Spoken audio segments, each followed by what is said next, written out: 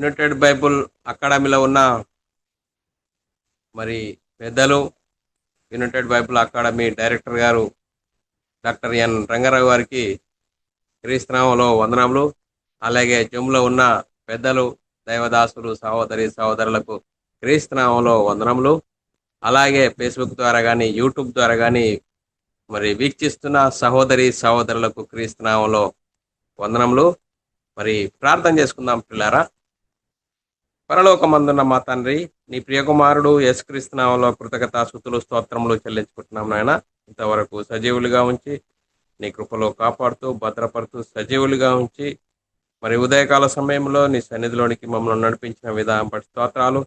మరి ఈరోజు మరి సంఘంగాను సమాజంగాను కూడుకొని నీ ఆత్మతోనూ సత్యంతోనూ ఆరాధించుకోవడానికి ఇచ్చిన గొప్ప ధన్యత భాగ్యమును బట్టి కృతజ్ఞతాస్తుతులు స్తోత్రం చెల్లించుకుంటున్నాం నాయన. ఈరోజు వాక్యం చెప్పాలని ప్రయత్నపడుతుండగా నాకును వింటున్న సహోదరి సహోదరులకు నీ కృపను అనుగ్రహించి వాక్య ప్రకారంగా మమ్మల్ని మేము సరిదిద్దుకొని నీకు మహిమ తెచ్చే వారంగా, గంట తెచ్చే వారంగా ఉండే ధన్యత భాగ్యం మా అందరికీ అనుగ్రహించమని యేసుక్రీస్తు నామములో ప్రార్థన అడిగి వేడుకుంటున్నాం తండ్రి, ఆమేన్. మరి సహోదరి సహోదరులందరూ ఎలా ఉన్నారు? సంఘానికి వచ్చిన మనం అందరము సంతోషంగా ఆనందంగా ఉన్నామా? మరి సంతోషంగా ఆనందంగా ఉండాలి. ఎందుకు సంతోషంగా ఆనందంగా ఉండాలి?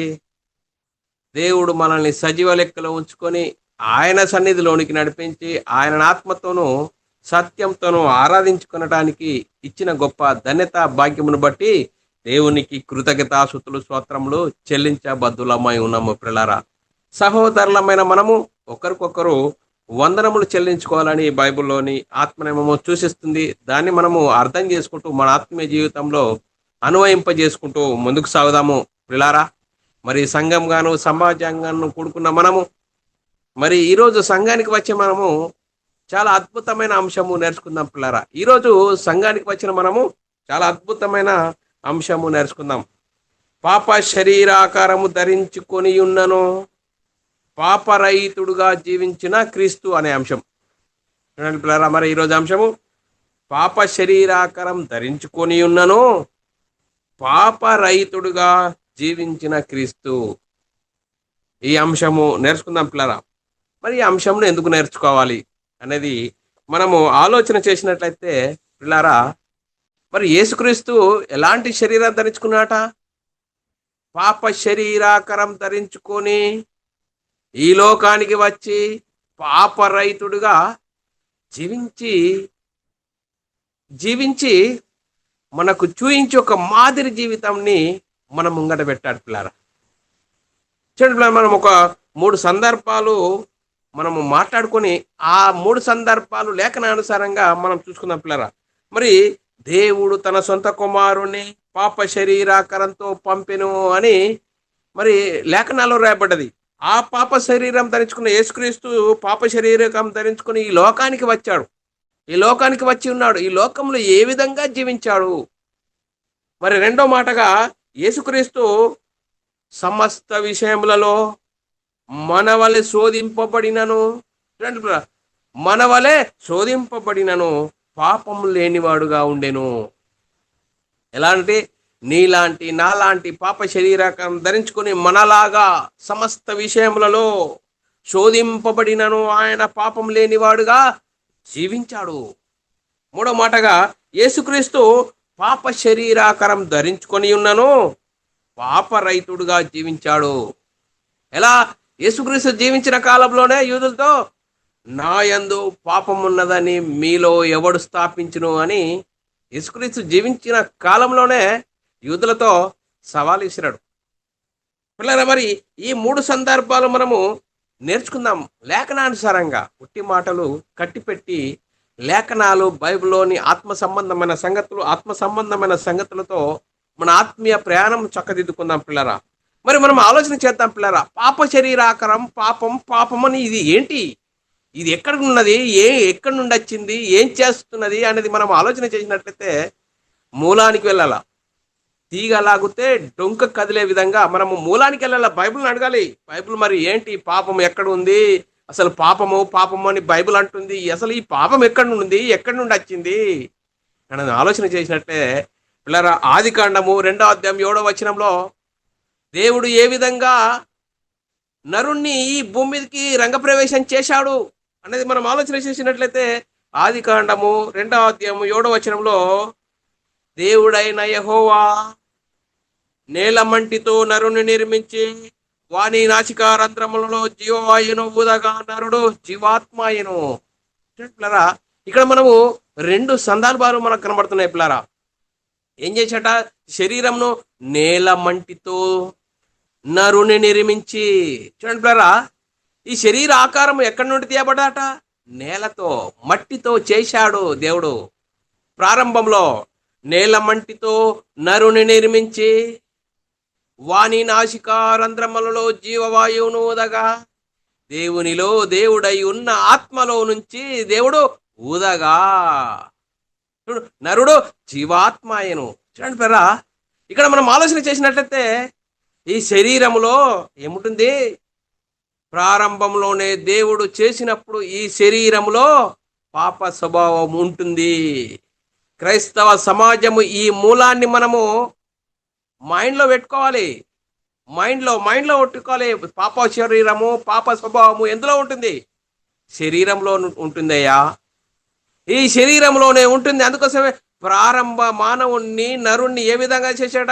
మట్టితో మట్టి బొమ్మను చేసి, మరి మట్టి బొమ్మను చేసి చూడండి, వాయు నాసికారంధ్రములలో జీవవాయువును ఊదగా దేవునిలో దేవుడై ఉన్న ఆత్మను ఊదగా నరుడు జీవాత్మయను. చూడండి, ఆ జీవాత్మనే ఆదామా నరుడా? మరి మట్టి బొమ్మనే నరుడా అనేది మనం ఆలోచన చేసినట్లయితే, జీవాత్మనే ఆదాము, నేను, మనం అంటున్నామే. నేను, మనం అంటే ఈ కనిపించే శరీరంలో కనిపించని ఒక ఆత్మ ఉన్నప్పుడే ఇది నా కళ్ళజోడు, ఇది నా చేతు అని అంటామే. చూడండి పిల్లరా, నేను అంటే ఆత్మ, నేను మనమైనది ఈ ఆత్మ. మరి మనం ఆలోచన చేసినట్లయితే ప్రారంభము వ్యక్తిని ఆదామును చేశాడు. చేసి ఏం చేశాడు? దేవుడు ఆదాములో నుండి, నరుడులో నుండి తీయబడిన ఎముకను నారి వీరిరువురిని ఆశీర్వదించి ఎక్కడ పెట్టాడు? ఏదైనా తోటలో పెట్టాడు. ఎందుకు పెట్టాడు? ఏదైనా తోటలో మంచి చెడ్డలు తెలివినిచ్చే ఫలము తినకూడదు, అన్ని తినవచ్చును అన్నాడు. ఎందుకు ఆజ్ఞ ఇచ్చాడండి? బైబిల్ చాలా అద్భుతం అండి. మనం అర్థం చేసుకునే విషయంలోనే మనకు లోపం, కానీ బైబిల్ తప్పు కాదు. బైబిల్లోని ఆత్మ సంబంధమైన సంగతులతో సరిచూడుకోవాలి. చూడండి పేరా, మరి పాప స్వభావం ఎందులో ఉంది? శరీరంలో ఉంది కనుక దేవుడు ఆజ్ఞ ఇచ్చాడు ఆదాంకి. ఏమని? దేవుని మాటను విన్నంత వరకు దేవుని కుమారత్వం కలిగి ఉన్నాడు. చూడండి పేరా, ఆదాంకి ఏమనిచ్చాడు? ఈ తోటలో ఉన్న మధ్యలో ఉన్న మంచి చెడ్డలు ఫలమును తినకూడదు, నువ్వు చస్తావు అన్నాడు. దేనికి అండి? శరీరానికి, ఆత్మకండి. ఎప్పుడైతే దేవుని ఆజ్ఞను మరి అనుసరించినప్పుడు దేవుని కుమారుడు, దేవుని ఇంటివారు, దేవునికి వారసుడుగా జీవించాడు.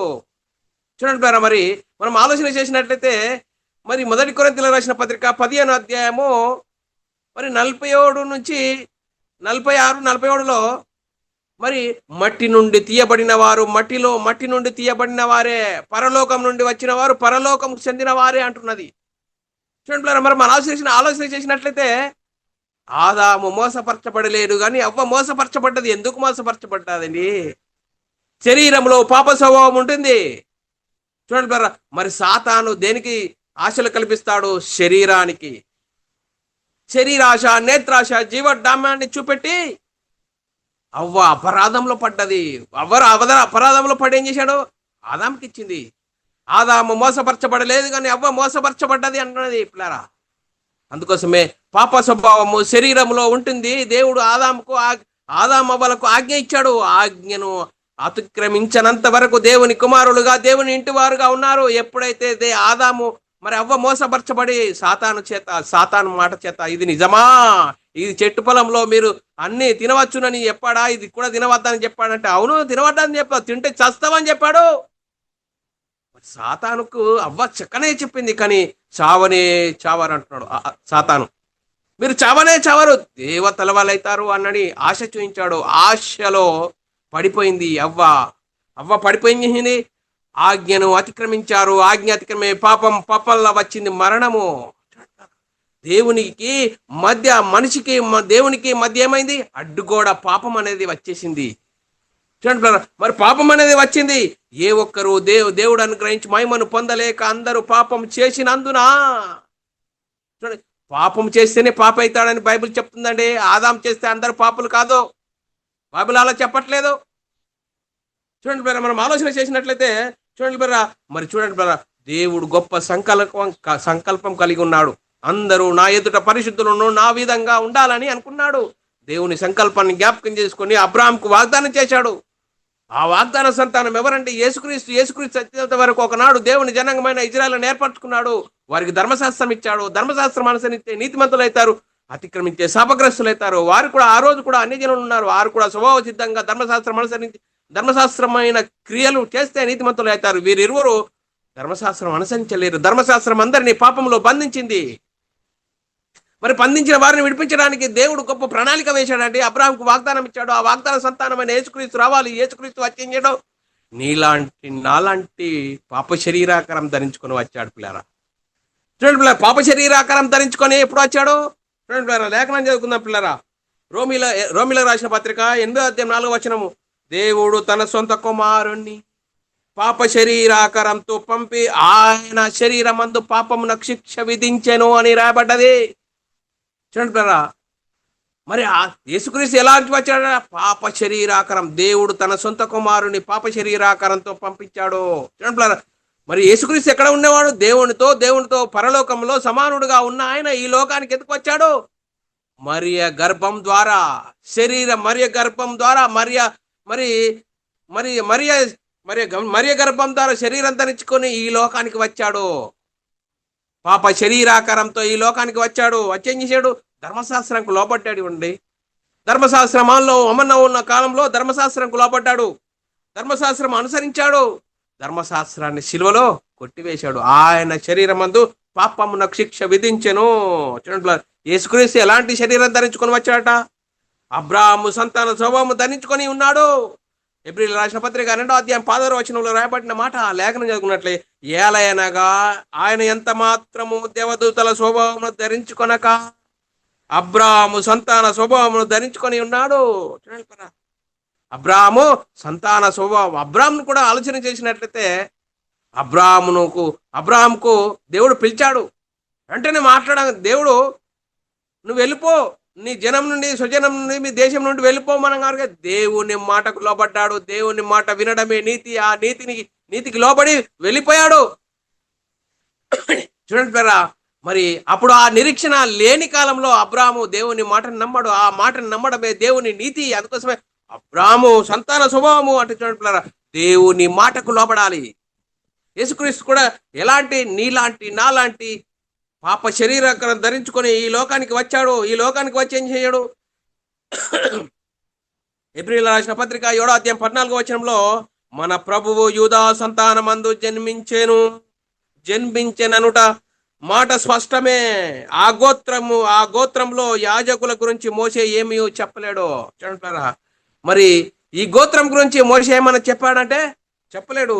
మరి ఏప్రిల్ రాసిన పత్రిక 2:14-15 చదువుకున్నట్లయితే ఆయన రక్త మాంసములలో పాలివాడాయను. యేసుక్రీస్తు రక్త మాంసములలో పాలివాడాయను. కాబట్టి ఆ పిల్లలు రక్త మాంసములు గలవారైనందున ఆ ప్రకారమే మరణం యొక్క బలము గల వానిని అనగా అపవాదిని మరణం ద్వారా నశింపజేయుటకు జీవితకాలం అంతా మరణ భయం చేత దాస్యత్వమునకు లోబడి ఉన్న వారిని విడిపించుటకు ఆయన కూడా రక్త మాంసంలో పాలివాడాయను. చూడండి, రక్త మాంసములలో పాలివాడాయను అపవాదిని నశింపజేయుటకు. అంటారా, మరి మరణిస్తే పాతాళానికి జోగే అనే భయంకర పరిస్థితి నుంచి మనల్ని అందరినీ తప్పించడానికి మనందరి కొరకు ఆయన రక్త మాంసములలో పాలివాడాయను అని లేఖనాల్లో రాయబడ్డది పిల్లారా. రక్త మాంసంలో పాలివాడాయను మరణ భయంతో దాశక్తంలో ఉన్న వారిని విడిపించడానికి యేసుక్రీస్తు ఆయన రక్త మాంసములలో పాలివాడాయను. పాలివాడా ఏం చేయడు? ధర్మశాస్త్రంకు లోపడ్డాడు. ధర్మశాస్త్రం అనుసరించాడు. ధర్మశాస్త్రాన్ని సిలువలో కొట్టివేశాడు. చూడండి, మరి మనం ఆలోచన చేసినట్లయితే యేసుక్రీస్తు ఎవరి సంతానంలో పుట్టాడట? చూడండి, మరి మనం ఆలోచన చేసినట్లయితే మరి యూదా సంతానము. చూడండి, మరి దావీదు సంతానమందు జన్మించినని లేఖనాలు చెప్తున్నాయి పిల్లరా.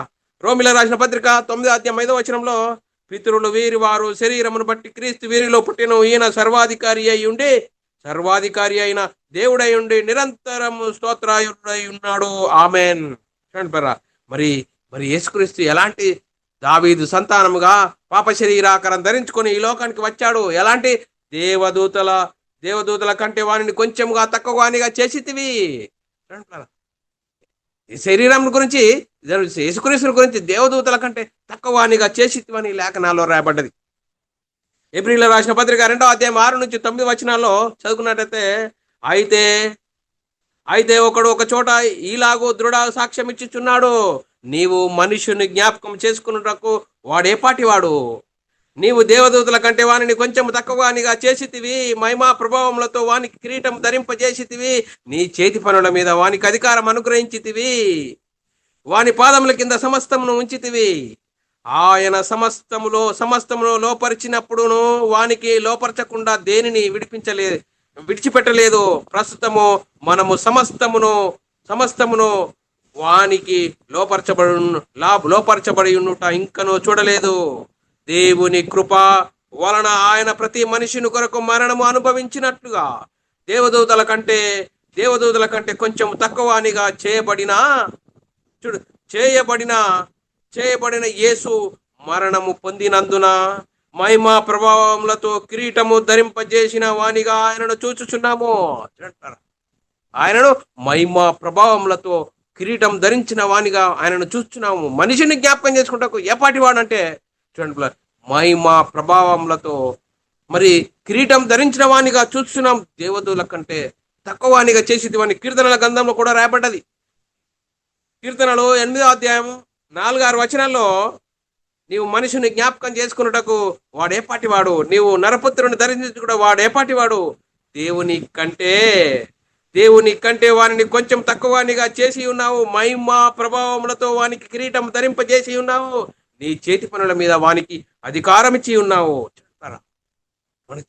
దేవుని చేతి పనుల మీద అధికారము ఇచ్చి ఉన్నావు. మన నరుని జ్ఞాపకం చేసుకుంటే వాడు ఏపాటి వాడంటే దేవుని కంటే తక్కువనిగా చేశావు. దేవదూతలు మనకు పరిచర్య చేయడానికి వచ్చారు, దేవుని కంటే తక్కువనిగా చేశావు. చూడండి, మరి ఆలోచన చేసినట్లయితే యేసుక్రీస్తు ఏ విధంగా మనందరి కోసం శిలువ మరణం పొందాడు అనే లేఖనం చూసుకున్నట్లయితే, ఫిలిప్పీయుల రాసిన పత్రిక 2:8 రాయబడిన లేఖనం చదువుకున్నట్లయితే, మరియు ఆయన ఆకారమందు మనుషుడుగా కనబడి మరణము పొందినంతగా, అనగా శిలువ మరణము పొందినంతగా విధేయత చూపిన వాడై తన్ను తాను తగ్గించుకున్నాడు. ఈ లోకానికి వచ్చేసాడు, తన్ను తగ్గించుకున్నాడు. చూడండి, మరి తన్ను తాను తగ్గించుకొని మనందరి నీతిమంతులు చేయడానికి, దేవుని పని చేయడానికి యేసుక్రీస్తు ఈ లోకానికి వచ్చాడు. పాప శరీరాకారం ధరించుకొని అక్షయమైన శరీరం ధరించుకోవాలంటే యేసుక్రీస్తు మరి చూడండి ఏ విధమైన మాదిరి జీవితం మన ముందట ఉంచిపోయాడు. మనం ఆలోచన చేసినట్లయితే కొలసీయులకు రాసిన పత్రిక 1:22 తన సన్నిధిని పరిశుద్ధులుగాను నిర్దోషులుగాను నిరపరాధులుగాను నిలబెట్టుటకు ఆయన మాంసయుక్తమైన దేహమందు మరణం వలన ఇప్పుడు మిమ్మును సమాధానపరచెను. మనల్ని సమాధానపరచడానికి ఏ విధంగా? నాలాంటి పాప శరీరాకారం ధరించుకొని పాప రైతుడుగా దేవుని చిత్తాన్ని, దేవుని ఇష్టాన్ని నెరవేర్చి ధర్మశాస్త్రంకు లోబడ్డాడు, ధర్మశాస్త్రం అనుసరించాడు, ధర్మశాస్త్రాన్ని శిలువలో కొట్టివేశాడు. మనం ఆలోచన చేసినట్లయితే ఏప్రిల్ రాసిన పత్రికలో రాయబడ్డది 2:9 దేవుని కృప వలన ఆయన ప్రతి మనిషిని కొరకు మరణము అనుభవించినట్లు. దేవుని కృప వలన ప్రతి మనిషిని కొరకు మరణము అనుభవించినట్లు దేవదూతల కంటే కొంచెము తక్కువగా చేయబడిన యేసు మరణము పొందినందున మహిమా ప్రభావములతో కిరీటం ధరించిన వానిగా ఆయనను చూస్తున్నాము. మహిమా ప్రభావములతో కిరీటం ధరించుకున్న వానిగా ఆయనను చూస్తున్నాము. ఏప్రిల్ రాసిన పత్రిక 2:14 కాబట్టి ఆ పిల్లలు రక్త మాంసములు గలవారైనందున ఆ ప్రకారమే మరణం యొక్క బలము గల వానిని, అనగా అపవాదిని మరణం ద్వారా నశింపజేయుటకు యేసుక్రీస్తు రక్త మాంసములలో పాలివాడాయను.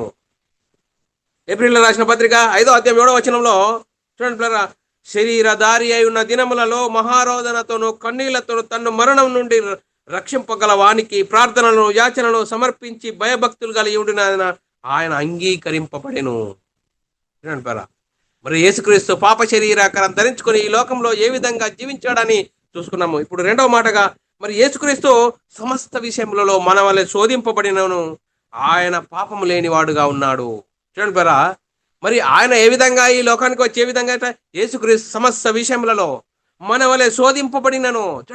మనకైతే ఏ విధంగా ఎలాంటి ఫీలింగ్ ఉంటుందో, బాధ, ఇరుకు, ఇబ్బంది, ఈ బాధలు ఇవన్నీ మనం ఏ విధంగా అనుభవిస్తున్నామో ఇలాంటి ఫీలింగ్ కలిగి యేసుక్రీస్తు ఈ లోకంలో జీవించాడు, దేవుని చిత్తాన్ని నెరవేర్చాడు అని లేఖనాలు చూసుకుందాం పిల్లారా. ఏప్రిల్ రాసిన పత్రిక 4:15 మన ప్రధాన యాజకుడు మన బలహీనతల యందు మనతో సహానుభావం లేనివాడు కాడు, కానీ సమస్త విషయములలో మన వలె శోధింపబడినను ఆయన పాపం లేనివాడుగా ఉండెను. చూడండి, మన విధంగా దాహము, బాధలు, ఇరుకులు, ఇబ్బందులు ఇవన్నీ అనుభవించి శోధన చూడండి ఆయన పాపం లేనివాడుగా జీవించాడు, దేవుని చిత్తాన్ని నెరవేర్చాడు, దేవునికి మహిమ తెచ్చేవాడుగా, దేవుని ఘనతను నిలిచే విధంగా యేసుక్రీస్తు ఈ లోకంలో జీవించి చూపించాడు. ఏ విధంగా శోధనలు యేసుక్రీస్తు ఈ లోకంలో వచ్చినప్పుడు సాతాను ఏమంటుండో చూద్దాం పిల్లరా. సాతాను కూడా ఏ విధంగా యేసుక్రీస్తును శోధించాడో లేఖనాలు చూసుకున్నట్లయితే పిల్లరా, మత్తయి సువార్త 4:1-11 ఏమంటాడు యేసు? సాతాను ఏమంటున్నాడు? లేఖనాలు చూపించాడు.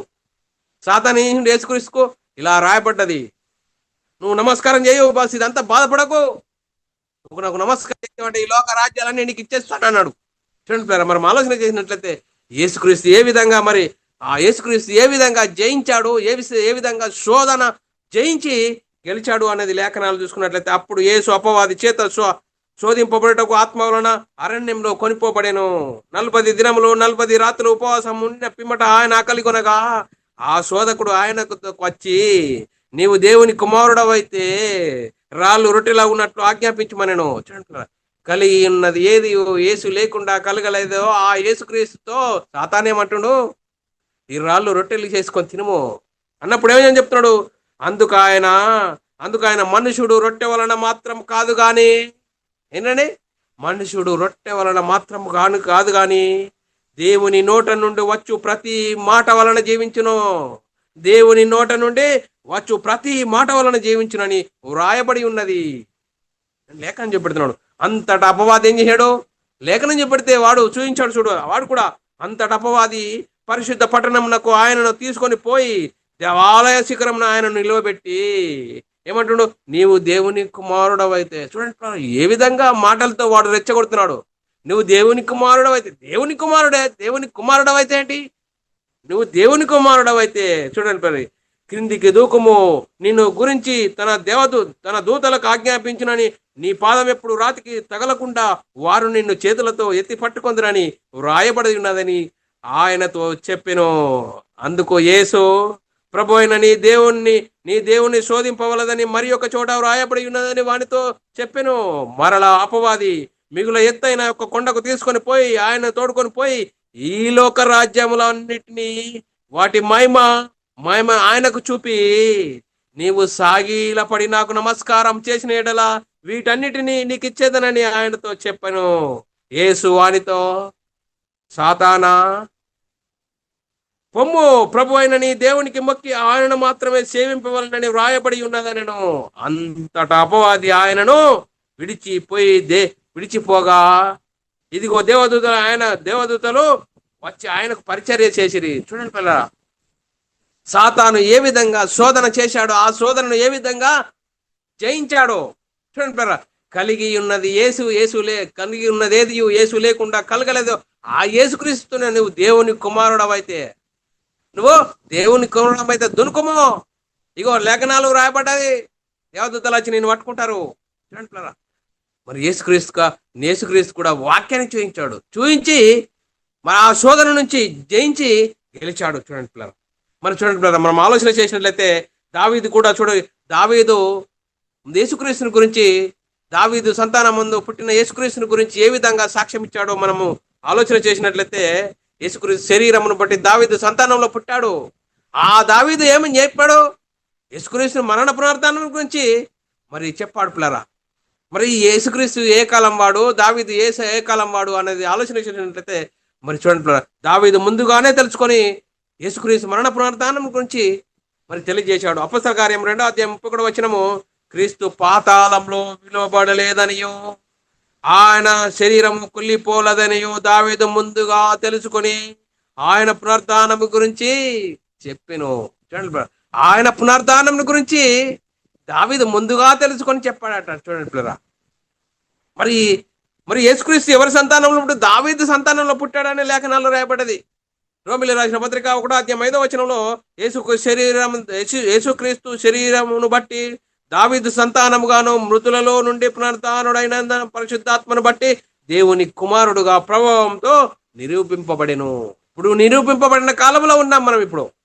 చూడండి, మరి యేసుక్రీస్తు ఏ విధంగా ఈ శరీరధారిగా ఉన్నప్పుడు ఏ విధంగా ఆయన బాధపడ్డాడు, శోధనను గెలిచాడు, ఏ విధంగా మనలాంటి బాధను అనుభవించాడో లేఖనాలు చూసుకున్నట్లయితే హెబ్రీయులకు రాసిన పత్రిక 10:5-7 కాబట్టి ఆయన ఈ లోకమందు ప్రవేశించినప్పుడు ఇలాగూ చెప్పుచున్నాడు, బలియు అర్పణయు నీవు కోరలేదు, నాకొక శరీరమును అమర్చితివి, పూర్ణ హోమములో పాప పరిహార బలులు నీకు ఇష్టమైనవి కావు, అవి చూడండి నీకు ఇష్టమైనవి కావు. అప్పుడు నేను గ్రంథపు చుట్టలో నన్ను గురించి వ్రాయబడిన ప్రకారము దేవా దేవా నీ చిత్తమును నెరవేర్చుటకు ఇదిగో నేను వచ్చి ఉన్నానంటిని. దేవుని చిత్తాన్ని నెరవేర్చడానికే యేసుక్రీస్తు ఈ లోకానికి వచ్చాడని లేఖనాలు చెప్తున్నప్పుడు యేసుక్రీస్తు ఈ లోకంలో ఏ విధంగా శోధన సహించాడు, ఆ శోధనను గెలిచాడు అనేది మనం ఆలోచన చేసినట్లయితే పాపము లేనివాడుగా యేసుక్రీస్తు ఈ లోకంలో జీవించాడు. మొదటి పేతురు రాసిన పత్రిక 2:24 మన పాపముల విషయమై చనిపోయి నీతి విషయమై జీవించినట్లు ఆయనే తన శరీరమందు మన పాపములను మాను మీద మోసుకొనెను. ఆయన పొందిన గాయముల చేత మీరు స్వస్థత పొందితిరి. ఆయన పొందిన గాయముల చేత మనము స్వస్థత కలిగింది.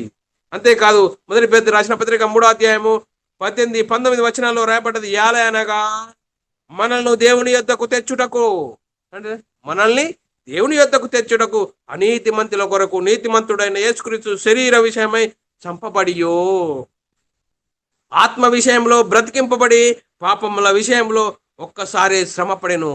చూడండి, మనందరి పాపాల కోసం ఒక్కసారే శ్రమపడ్డాడు అని లేఖనాల్లో రాబడ్డది. యేసుక్రీస్తు ఏ విధంగా శోధించాడు, ఆ శోధనను గెలిచాడు అనేది మనం ఆలోచన చేశాం పిల్లారా. ఇంకో మూడో మాటగా యేసుక్రీస్తు పాప శరీరాకారం ధరించుకున్నను, పాపరహితుడుగా జీవించాడు.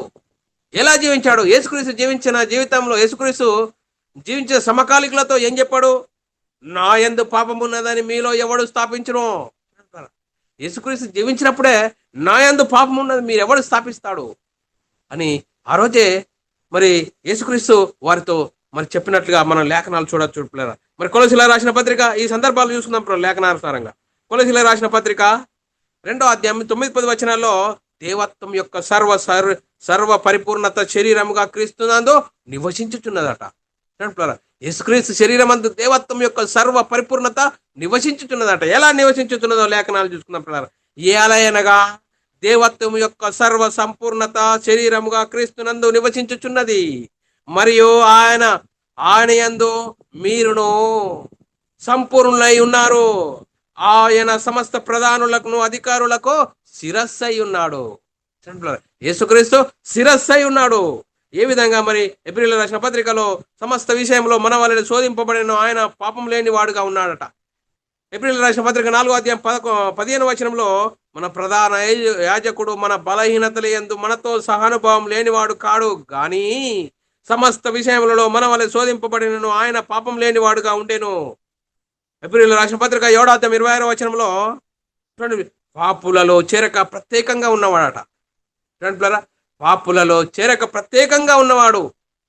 హెబ్రీయులకు రాసిన పత్రిక 7:26 పవిత్రుడును నిర్దోషి నిష్కల్మషుడు పాపులలో చేరక ప్రత్యేకంగా ఉన్నవాడు ఆకాశ మండలం కంటేను మిక్కిలి హెచ్చై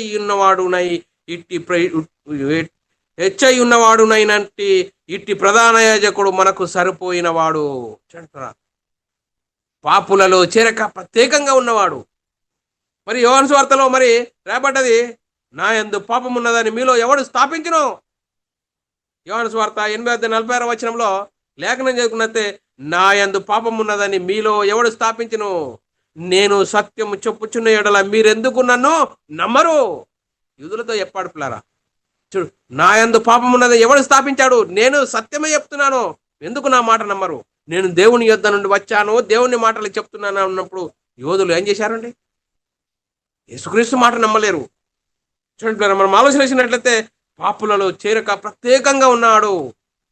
ఏప్రిల్ రాసిన పత్రిక 7:26 వచనంలో, పవిత్రుడును నిర్దోషి నిష్కల్మషుడు పాపులలో చేరక ప్రత్యేకంగా ఉన్నవాడు, ఆకాశ మండలం కంటేనే మిక్కిలి ఎచ్చైన వాడునైనట్టి ఇట్టి ప్రధాన యాజకుడు మనకు సరిపోయిన వాడు. 2 కొరింథీయుల రాసిన పత్రిక 5:21 వచనంలో చూడండి పిల్లరా, ఎందుకనగా మనం ఆయన యందు దేవుని నీతి అగునట్లు, చూడండి మనము ఆయన యందు దేవుని నీతి అగునట్లు పాపమెరుగని ఆయనను మన కోసము పాపముగా చేసెను. మన కోసము పాపముగా చేసెను అని లేఖనాల్లో రాయబడ్డది. అందుకోసమే ఏప్రిల్ రాసిన పత్రికలో 10:28 వచనంలో, క్రీస్తు మన అనేకుల పాపముల నిమిత్తం ఒక్కసారే అప్పగింపబడ్డాడు. ఏప్రిల్ రాసిన పత్రిక 10:28 వచనంలో, అలాగుననే క్రీస్తు కూడా అనేకుల పాపములను భరించుటకు ఒక్కసారే అర్పింపబడెను, తన కొరకు కనిపెట్టుకొని ఉండు వారికి రక్షణ నిమిత్తము పాపము లేకుండా రెండవసారి వచ్చును. మొదటిసారి ఎలా వచ్చాడండి? నీలాంటి నాలాంటి పాప శరీరంతో నీకు నాకు ఏ విధంగా శ్రమలు, నిందలు, అవమానాలు, ఎలాంటి ఫీలింగ్ లో ఉన్నామో అలాంటి ఫీలింగ్ను అనుభవించి దేవుని చిత్తమేందో, దేవుని మాట ఏందో, దేవుని ఆలోచననే, దేవుని మాటనే ఆయనకు దృష్టి. దేవుని మాటను అనుసరించాలి. ఏం చేయాలి? ఈరోజు దేవుని మాట చూడండి, ఏం చేయాలి, ఏ విధంగా జీవించాలి, నాకు ఈ లేఖనం ఏమున్నది, ఆ లేఖనం ప్రకారంగా జీవించాలి అని సమయాన్ని పోనీక దేవుని చిత్తాన్ని జీవితంలో నెరవేర్చాడు, దేవుని సంతోషపరిచాడు, దేవునికి మహిమ తెచ్చేవాడుగా దేవుని ఇష్టాన్ని నెరవేర్చాడు పిల్లరా. చూడండి పిల్లలు, మనం ఆలోచన చేసినట్లయితే ఆయన పాపము లేనివాడుగా, ఆయన పాపము చేయలేదు, ఆయన పాపం చేయలేదు. మొదటి పేతురు రాసిన పత్రిక 2:22 వచనంలో, ఆయన పాపం చేయలేదు, ఆయన నోట ఏ కపటము కనపడలేదు.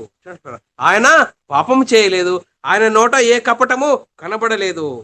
యోహాను సువార్త 19:4 వచనంలో మనం ఆలోచన చేసినట్లయితే, పిలాతు మరలా వెలుపలికి వచ్చి, ఇదిగో ఈయన యందు ఏ దోషము నాకు కనబడలేదు, మీకు తెలియనట్లు ఈయనను మీ యొద్దకు వెలుపలికి తీసుకొని వచ్చుచున్నానని వారితో నేను.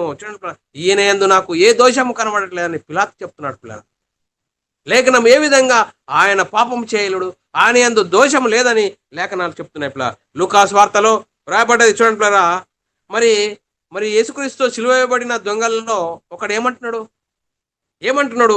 నువ్వు దేవుని కుమారుడు అయితే మమ్మల్ని కూడా విడిపించుము అన్నప్పుడు ఒకడు గతిస్తున్నాడు, మనం చేసిన తప్పుకు మనము అనుభవిస్తున్నాం, కానీ ఆయన పాపం చేయలేదు, ఆయన నోట ఏ కపటం లేదు అని లేఖనాలు చెప్తున్నాయి పిల్లరా. లూకా సువార్త 23:40-41 వచనం 40-41, అయితే రెండవ వాడు వానిని గద్దించి, అదే శిక్షా విధిలో ఉన్నాము గనుక దేవునికి భయపడవా? మనకైతే ఇది న్యాయమే, మనము చేసిన వాటికి తగిన ఫలము పొందుచున్నాము, కానీ ఈయన ఏ తప్పిదమును చేయలేదని చెప్పిన. చూడండి ఏ విధంగా ఎంతమంది సాక్ష్యం ఇస్తున్నారు, ఆయన ఏ తప్పిదము చేయలేదు, ఆయన యందు ఏ దోషం కనబడలేదని లేఖనాలు చెప్తున్నాయి. వాళ్ళు సాక్ష్యం ఇస్తున్నారు యేసుక్రీస్తుని గురించి. చూడండి మనం ఆలోచన చేసినట్లయితే, నేను నిరపరాధి అయిన రక్తంను అప్పగించాను అని యూదా ఏం చేశాడు? యేసుక్రీస్తుని అప్పగించి, నేను ఈ నిరపరాధి రక్తంను అప్పగించాను. మత్తయి సువార్త 27:4 వచనం, నేను నిరపరాధి రక్తమును అప్పగించి పాపము చేసి తిని అని చెప్పాను. వారు దానితో మాకేమి, నువ్వే చూసుకోమని చెప్పాను. యేసుక్రీస్తు ఏ విధంగా జీవించాడో, అనేకులు ఏ విధంగా యేసుక్రీస్తు గురించి సాక్ష్యం ఇచ్చారు. మనం ఆలోచన చేసినట్లయితే పిల్లరా, మరి చూడండి, మృతులలో నుండి క్రీస్తు లేచిని ఇకను ఆయన మీద ప్రభుత్వం లేదని ఎరిగి యేసుక్రీస్తు ఈ లోకానికి వచ్చి జీవించాడు, అనుసరించాడు, మరణించాడు, సమాధి చేపట్టాడు. ఆయన మీద తిరిగి లేచిన ఆయన మీద ప్రభుత్వం లేదని ఎరిగి రోమీయులకు రాసిన పత్రిక 6:8-9 వచనంలో, మనం క్రీస్తు కూడా చనిపోయిన ఎడల, చూడండి మనం ఏ విధంగా చనిపోవాలండి? మనం క్రీస్తు కూడా చనిపోయిన ఎడల అంటే, మరి యేసుక్రీస్తు మరణ సమాధి పునరుద్ధానం గురించి సువార్తను విని, ఆ సువార్త ద్వారా హృదయంలో పశ్చాత్తాపము కలిగి మారు మనసు పొంది పాపక్షమాపణ నిమిత్తం యేసుక్రీస్తు దేవుని కుమారుడు, యేసుక్రీస్తు ప్రభు అని, యేసుక్రీస్తు మనందరి పాపాల నిమిత్తం మరణించాడని, సమాధి చేయబడ్డాడని, తిరిగి లేచాడని ఒప్పుకొని మన పాపాల నిమిత్తము మరి యేసుక్రీస్తు దేవుని కుమారుడు అని ఒప్పుకొని యేసుక్రీస్తు నామములో బాప్తిసం పొందితే అప్పుడు మన క్రీస్తు చనిపోయాడలా మృతులలో నుండి లేచిన క్రీస్తు ఇకను చనిపోడని, మరణమునకు ఇకను ఆయన మీద ప్రభుత్వం లేదని ఎరిగి ఆయనతో కూడా జీవించుదామని నమ్ముచున్నాము. ఆయన ఏ విధంగా అయితే మరణించాడు, సమాధి చేపట్టాడు, మూడో రోజున తిరిగి లేస్తే ఆయన మీద ఏ విధంగా మరి ఆ లోక ప్రభుత్వము ఏ విధంగా ప్రభుత్వం చేయదో మనం కూడా యేసుక్రీస్తు దేవుని కుమారుడని విశ్వసించి యేసుక్రీస్తు నామంలో బాప్తిసం పొందితే మన అందరి పాపాల కోసం యేసుక్రీస్తు మరణించాడని, దేవుడు తిరిగి లేపడని నమ్మి విశ్వసించి యేసుక్రీస్తు నామంలో బాప్తిసం పొందితే మరి మన మీద కూడా ఈ లోకం ప్రభుత్వం చేయదని ఎరిగి ఆయనతో కూడా జీవించుదామని నమ్ముచున్నాము. అందుకోసమే యేసుక్రీస్తు జీవించిన కాలంలో నా యందు పాపం ఉన్నదని ఎవడో వీరు స్థాపిస్తారు. యోహాను సువార్త 3:5 పాపములను తీసివేయుటకు ఆయన చూడండి పిల్లరా, యేసుక్రీస్తు ఏ విధంగా మరి ఆయన యందు పాపం ఏమీ లేదు. యోహాను సువార్త 3:5 పాపములను తీసివేయుటకు ఆయన ప్రత్యక్షమాయనని మీకు తెలియను, ఆయన యందు పాపమే లేదు. ఆయన ఎందుకు వచ్చాడు? మనందరి పాపాలను తీసివేయడానికి ప్రత్యక్షమాయను. ఆయన యందు పాపమేమీ లేదు, అయినను మనందరి కోసము, మనందరికీ రావాల్సిన శిక్ష, మనం పొందవలసిన గాయాల కోసం, మనం చేసిన పాపాల కోసం ఆయన యేసుక్రీస్తు శిలువలో మరణించాడు, సమాధి చేయబడ్డాడు. మనందరి కోసము ఆయన శిలువలో ప్రతి రక్తం పట్టు వరకు, చివరి బొట్టు రక్తం పట్టు వరకు మనందరి కోసము మరణించాడు, సమాధి చేయబడ్డాడు. మూడో రోజున తిరిగి లేచాడు.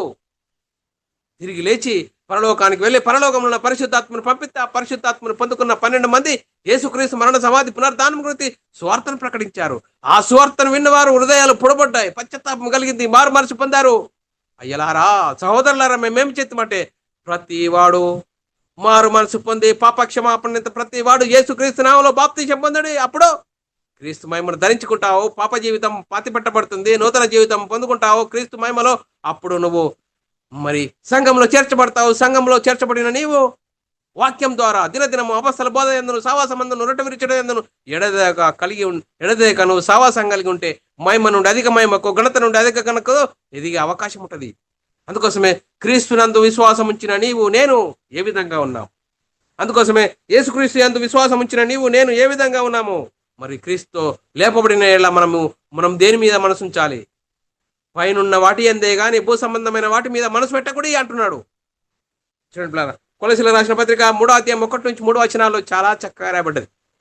మీరు క్రీస్తు లేపబడిన వారైతే పైనున్న వాటినే వెతుకుడి. అక్కడ క్రీస్తు దేవుని కుడి పార్శ్వమందు కూర్చుని ఉన్నాడు. పైనున్న వాటి మీదనే గాని భూ సంబంధమైన వాటి మీద మనసు పెట్టకుడి. ఏలయనగా మీరు మృతి పొందితిరి, మీ జీవము క్రీస్తు కూడా దేవుని యందు దాచబడి ఉన్నది. మన జీవము క్రీస్తు యందు దాచబడి ఉన్నది. చూడండి పిల్లరా, మనం ఆలోచన చేయాలి. ఇప్పుడు క్రీస్తునందు విశ్వాసం ఉంచిన నీవు నేను ఏ విధంగా జీవిస్తున్నావు? యేసుక్రీస్తు ఈ లోకంలో ఏ విధంగా జీవించాడు? చూడండి, పాప శరీరాకారం ధరించుకొని పాపరహితుడిగా ఏ విధంగా జీవించాడు అనేది లేఖనాలు చూసుకున్నాం పిల్లరా. చూడండి పిల్లరా, పాప శరీరాకారం ధరించుకొని ఉన్నను పాపరహితుడిగా జీవించిన క్రీస్తు ఏ విధంగా జీవించాడు?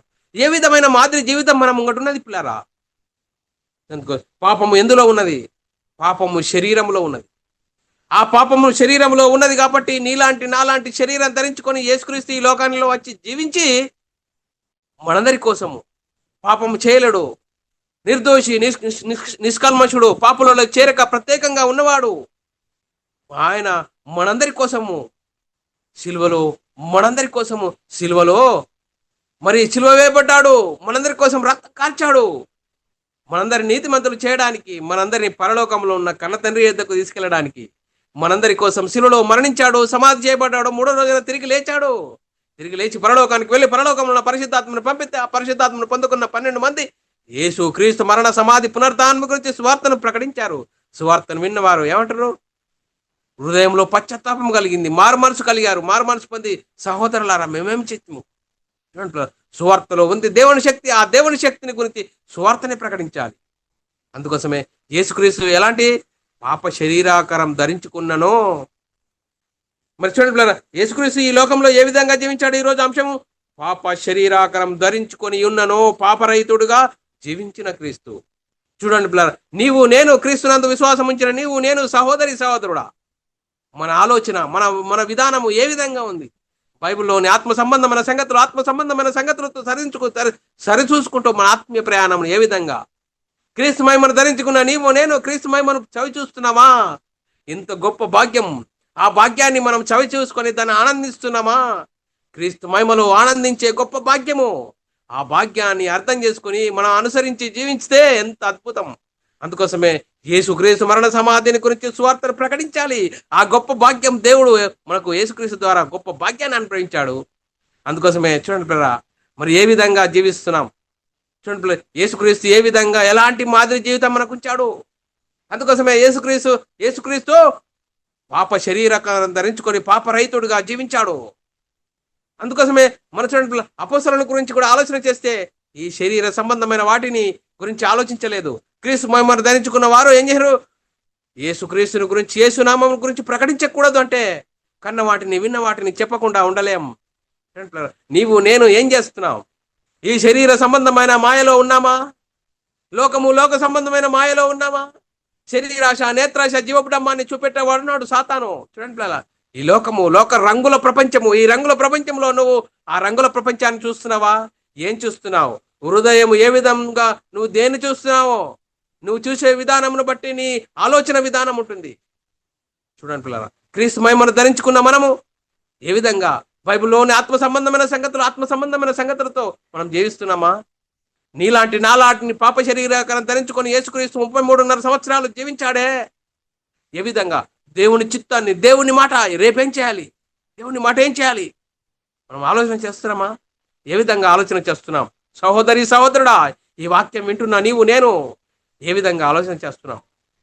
యేసుక్రీస్తు మనకైతే ఏ విధంగా, అయ్యో ఈరోజు మనకు బాధ ఉన్నదే అని అంటున్నామే. బాధలు, అవమానాలు అన్నిటిని భరించాడు. దేవుని చిత్తాన్ని నెరవేర్చడానికి యేసుక్రీస్తు ఈ లోకానికి వచ్చాడు. మనం కూడా దేవుని చిత్తాన్ని నెరవేర్చడానికి ఈ లోకాన్ని దేవుడు పంపించాడు. అందుకోసమే మనం వాక్యం విని ఏం చెప్తున్నాం? వాక్యం మన బ్రతుకులో అనుసరించి చూయించాలి. ఆ క్రీస్తు మహిమను చవి చూడాలి. ఆ క్రీస్తు మహిమ అనుభవించి ఎంత గొప్ప భాగ్యం దేవుడు మనకు అనుగ్రహించాడు. దేవునికి స్తోత్రములు. చూడండి, క్రైస్తవుడు ఎలాంటి వాడు? శరీర సంబంధ, ఆత్మ సంబంధం అండి. ఎందుకంటే మరి శరీరం కోసం ప్రయాసపడుతున్నారంటే వాడు సాతాను తానే వెలుగుదూత వేషం ధరించుకొని నువ్వు క్రైస్తవుడవే, ఇల్లు మీద ఇల్లు కట్టు, మేడ మీద మేడ కట్టు, భూములు సంపాదించు అంటున్నాడు. శరీరాశలకు లోపరుస్తున్నాడు.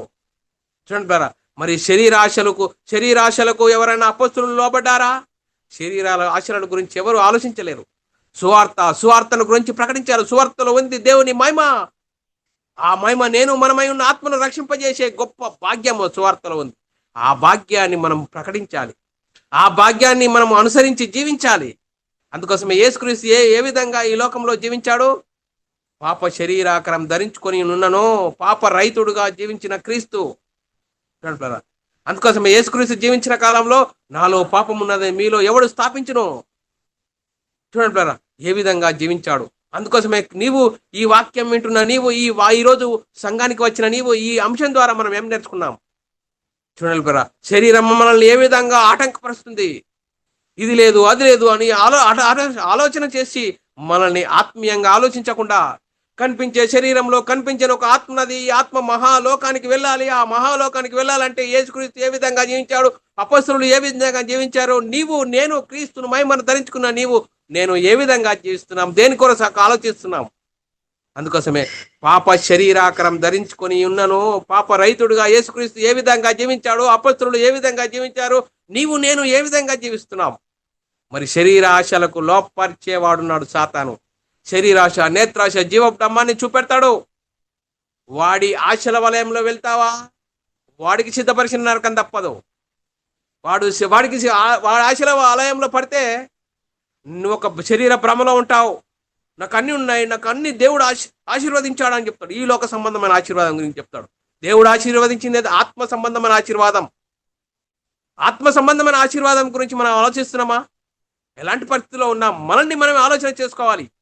ఎంత గొప్ప భాగ్యం క్రీస్తు ద్వారా మనకు అనుగ్రహిస్తే ఆ భాగ్యాన్ని చవి చూడకుండా, ఆ క్రీస్తు మహిమను చవి చూడకుండా సాతాను ఏం చేస్తుంది, మనోనేత్రాల్లో గుడ్డితనం కలిగేసి ఏం చేశాడు, సంఘానికి వెళ్ళు, పాట పాడు, కానుక వేయు, నీ పని నువ్వు చేసుకో. ఏ విధంగా నేను భ్రమలో ఉంచాడో చూసుకో, ఆలోచన చేసుకో. ఈ రోజైనా ఈ వాక్యం వింటున్న సహోదరి సహోదరుడా, యేసుక్రీస్తు పాప శరీరాకారం ధరించుకొని ఉన్నను పాప రైతుడిగా ఏ విధంగా జీవించాడు, అపొస్తలులు ఏ విధంగా జీవించారు, నీవు నేను ఏ విధంగా జీవిస్తున్నాం, మనం కూడా ఆ విధంగా జీవించి దేవునికి మహిమ తెచ్చే వారంగాను, దేవునికి ఘనత తెచ్చే వారంగాను ఉంటూ మనమందరము దేవుడుండే పరలోకం చేరే గొప్ప ధన్యత భాగ్యం దేవుడు మనందరికీ అనుగ్రహించిన గాక. ఇంతవరకు చెప్పబడిన వాక్యం ప్రతి ఒక్కరి హృదయంలో నీరు గట్టి ఫలింపజేయను గాక.